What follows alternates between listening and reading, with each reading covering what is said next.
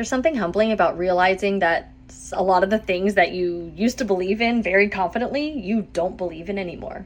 And I know it because I've lived it. I'm Amy, a former special educator turned homeschool mom, and I help homeschool parents of kids with big behaviors understand what's really driving those behaviors so they can create calmer days and more cooperation at home. This week I've been telling you a bit about the teacher I used to be, and I've shared some things I'm not particularly proud of. When I was a lot younger, I used punishment.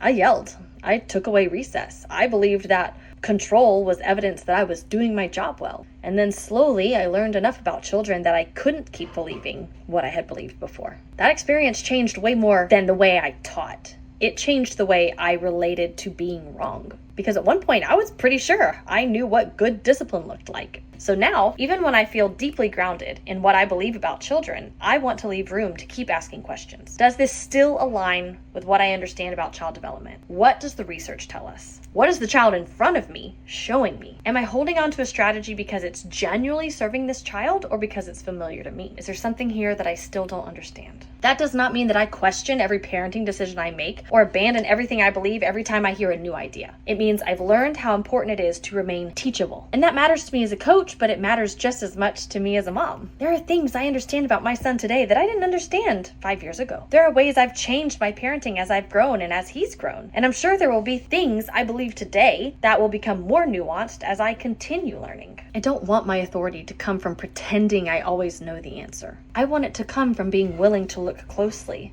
stay curious, take responsibility when something isn't working, and change when what I learn asks something different of me. And that's probably one of the things I'm most grateful to the teacher I used to be for.